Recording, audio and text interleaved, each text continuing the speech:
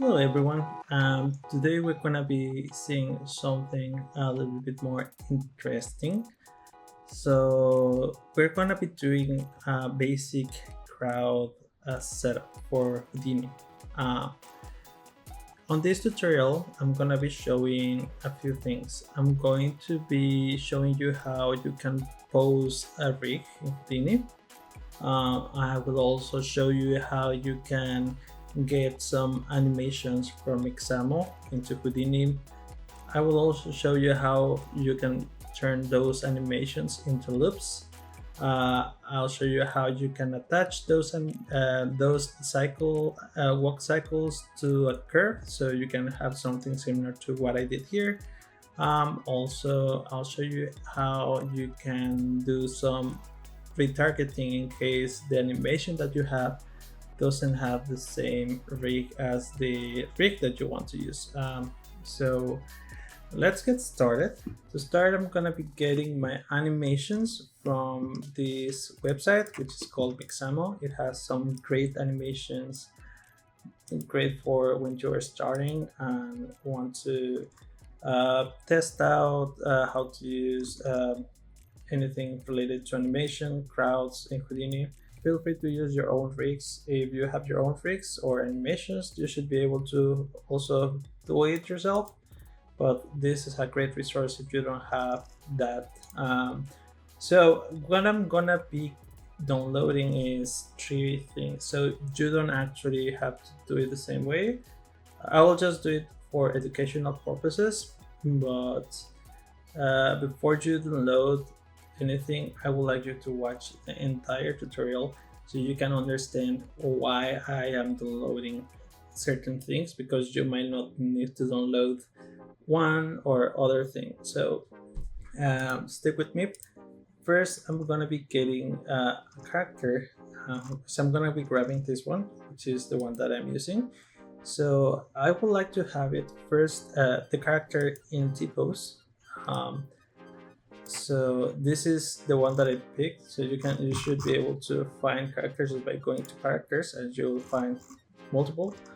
I chose this one, and I'll click on download, and I'm gonna just click on download, and that will give you an FBX. And then I'm gonna go to animations, and I'm gonna look for walk, and I'm going to use this walk cycle. Okay. I'm gonna download this one as is, so I'm gonna go here to download, and I'm gonna set this one to 24 frames per second because that's the frame rate that I'm gonna be working with. And I'm gonna click on download, and then I'm gonna download another version, which is here with the animation in the center. So I just click in place, and I'll do the same thing, download. I'm gonna set it to 24 seconds as well. I'm gonna download it.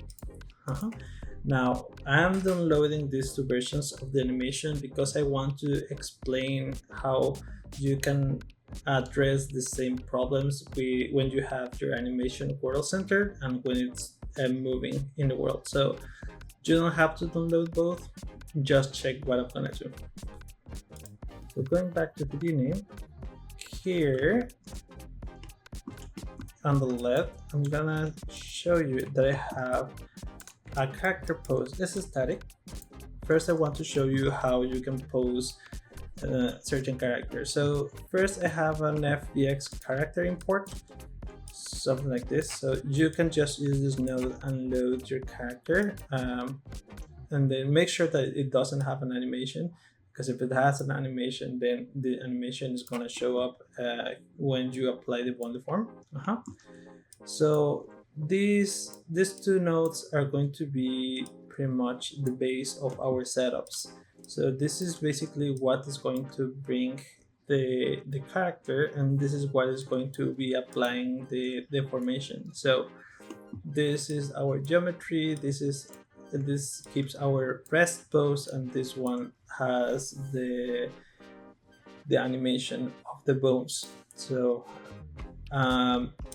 now that you understand that, I'm going to show you how you can pose this character. I'm going to create a rig pose node, and if you put it here, you will see that you will get the bones, and I will have the ability to modify them. Just make some rotation and just pose it however I want.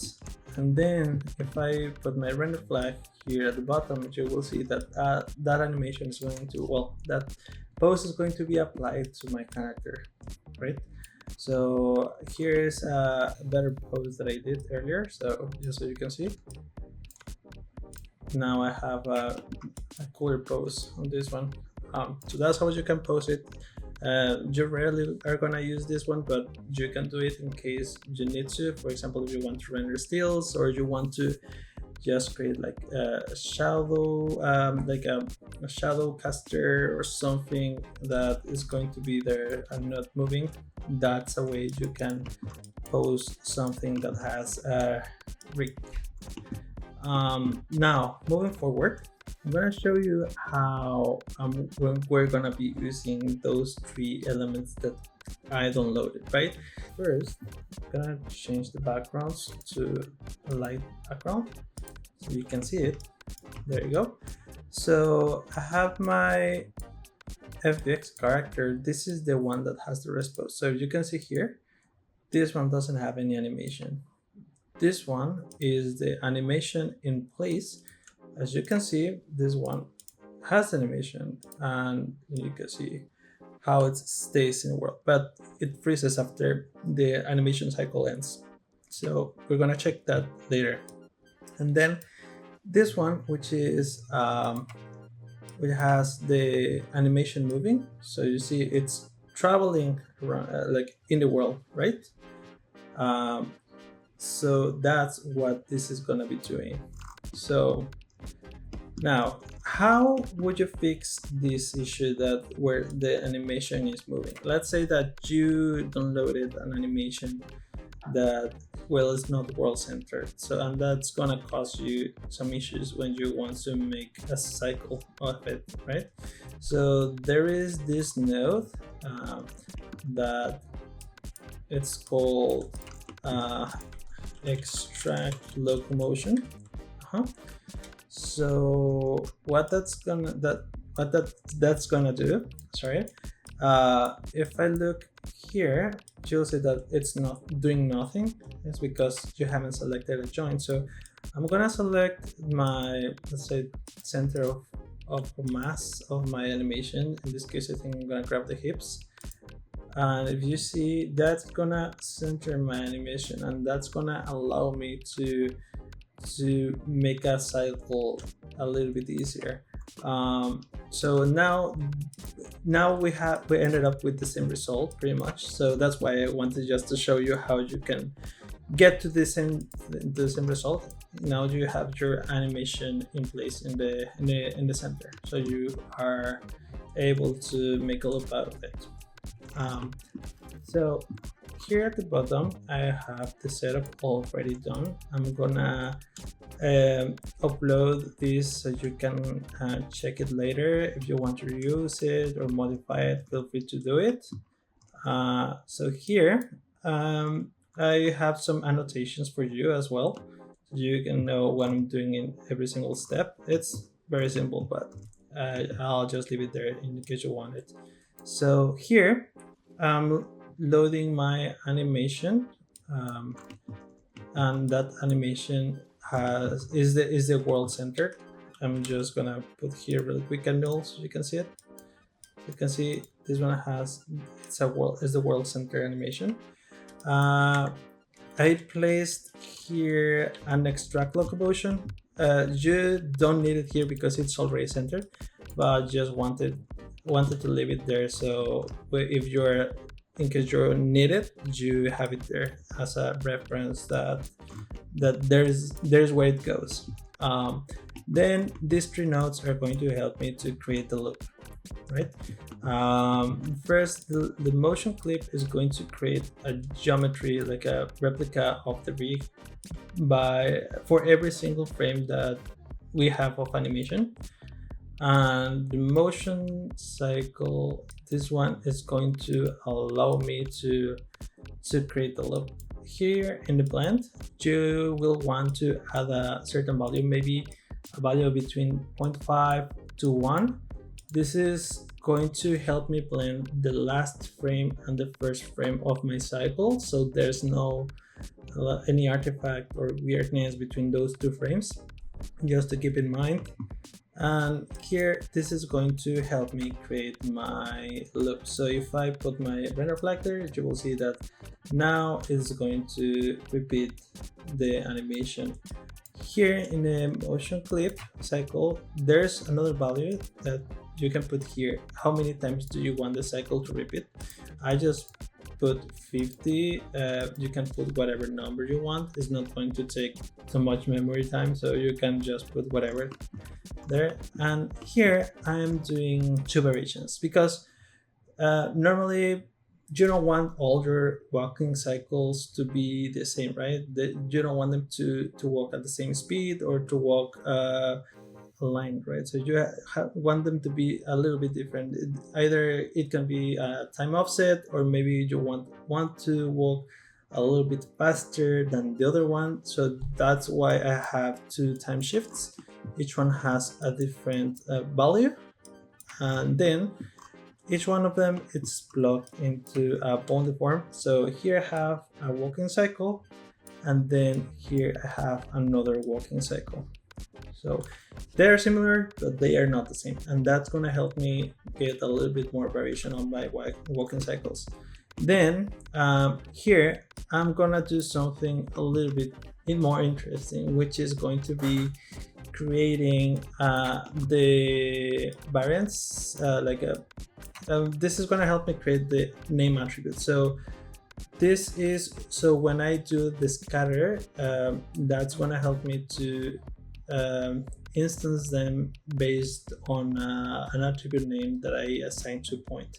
So you don't get confused, I'll explain that later. So in order to be able to do that, now I'm gonna just unplug this one. I'm gonna check that later, and then here I'm gonna just plug in here. So now you should be able to see this scatter, right? You'll have those walking cycles working. So now you might be wondering how I managed to make them walk over a path, right? So I'm gonna just explain really quick for those who don't know how we can make this setup. Here I'm bringing over a layout that I did, a very simple layout. I just modeled it in Houdini. So I'm bringing it over with an object merge, and then I am using the draw curve in order to create those curves and draw over the geometry. I'm using the projection mode and I'm using the geometry type projection. That will allow me to, so whatever I draw, it's gonna stick to the surface. So just so you can see, I'm gonna create a new one, draw curve. I'm gonna put it here, and then I'm just gonna set this to projection mode. I want it to be geometry. I just press enter, and you should be able to draw on top of the geometry. Yeah, I'm gonna keep my animations, the curves that I already drew.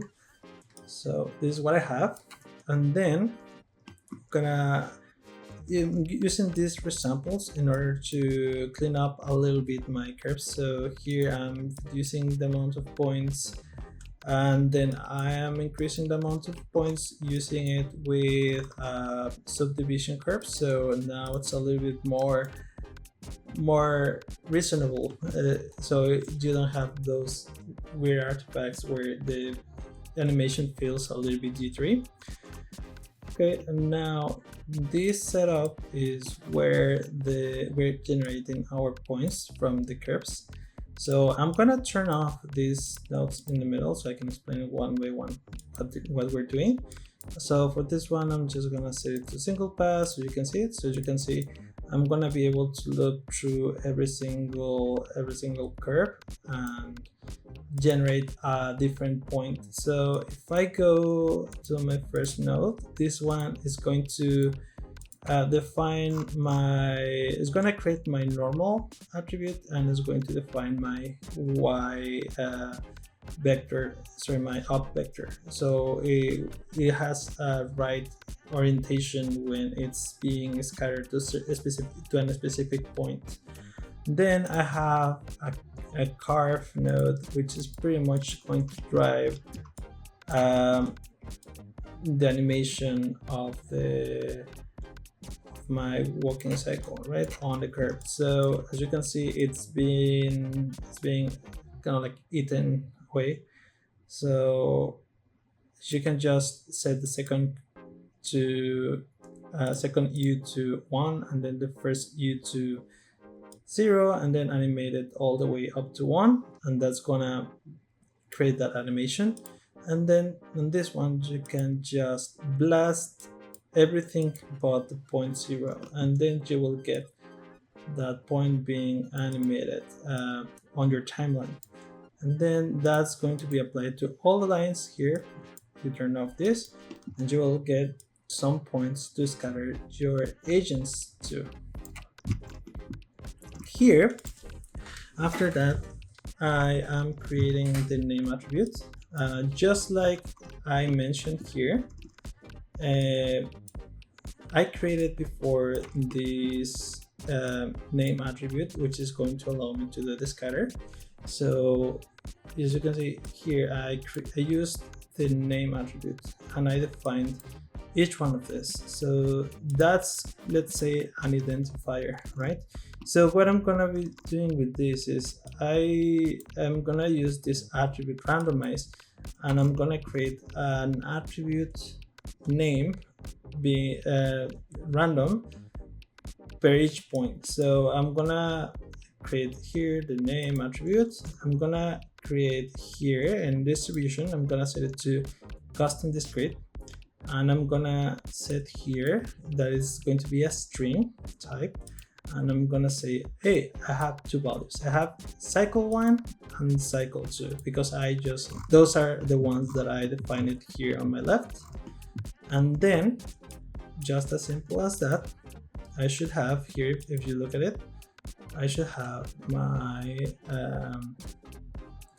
my name attribute, which you have two different types of name attribute. And if I look at my geometry spreadsheet, you will see that that is going to be lining up with what we should have. And then if I use copy to points, you will see that now I have my two cycles walking on top of those points. You might need to adjust a little bit the speed or how long your curve is, so they don't look like they're sliding on the ground, but that's something that you can do by yourself. Now let's say that you have another character which has a completely different rig, for example this one.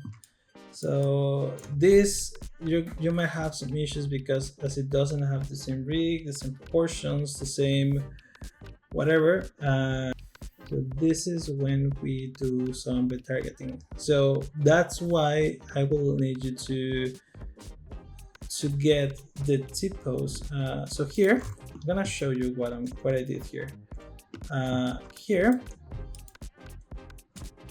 I have my rig, my animation rig that I want to apply.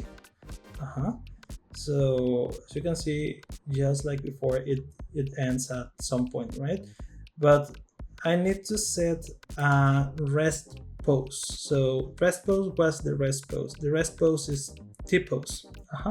So mine didn't have that animation didn't have the rest pose. So what you can do is you can either make one just by modifying the rig, just you can pose it as I mentioned before, or you can, for example, here as I did, I already had the T-pose, but it's not on my animation, right? So I basically did a plane shape. I wanted my frame 0. So if I click here and go to my frame 0, you will see that, sorry, frame 0. Oh, come on. There. So if I go to my frame 0, you will see that that's going to be my rest pose. So I just blend shaped my T-pose on the frame 0. So, and I did a key. So we have the T-pose in frame 1. Let me set this to, I have my T-pose in frame 1, sorry, in frame 0, and my animation starts in frame 1, right? Just as simple as that. But let's say, for example, that your rig do not line up 100% with what you have, right? Because normally maybe there are some rigs that are either like in A pose instead of T pose, or something like that. So you want to make sure that you want to match both rigs, right? For example, here, if I see the rig that I have, you can see that it's huge, and there might be some small discrepancies between the rig that I want to animate and the animation that I have, right? For starters, the scale. So I'm gonna be using my rig match pose. So this one allows you to either scale the rig so it matches the scale to the animation that you want to match to. So now that I have that, you can, there's also another thing that you can do. Let's say, for example, that your rig for some reason is in A pose. I'm just gonna do this so you can understand what is happening. So let's say that your animation was like this. So that will allow you to line them up so they work better together. So you want to get them as close as possible. So when you map the points, there's no too much difference between your original pose and the rig that you have. So that's one thing. I'm gonna just remove it because we actually don't need too much rig pose. Oh well, actually we need, because the scale is different. And then here is this node that will allow me to map the points. So I'm just gonna do it here with a new one. I'm gonna create here map points with a new one. So here you can see it's a little bit hard to see because they're one on top of the other one, but I'm gonna just move one to the side. And then you can simply match up. You can match one point from one rig to the other one, and then you can go one by one. You just have to click. It doesn't matter which one you click first. It's the same thing. If you make a mistake, you can do Ctrl C. So I won't go over all the points because I already have it, but now you know how to do it. After you have it, you will end up with something like this. And then you just use a full body IK to apply that targeting. Now you can see that it's pretty well done, right? So you'll see that both rigs now have the same animation and they are pretty close. Then I'm gonna apply the same nodes that I've been using before to do my loop. So I have the motion clip cycle, and the motion clip evaluate, and I'm gonna add my time shift, and now I have my loop, right? That's awesome. Now I have my other rig with the same animation I had before. And here I'm setting my other variant. In the name attribute, I'm setting as cycle tree, and here, as you can see, it moves. And then I'm gonna plug it in here, just add it to my animations that I have. You can see, have now my 3 animations that I have done, and I want to attach them to my copy to points. But now that I have another one added here, I just have 2, and this one I have my 3 animations already created, so I'm gonna switch it to this one. And as you can see here, look, now I have my 3 animations in the same setup, and it works fantastically.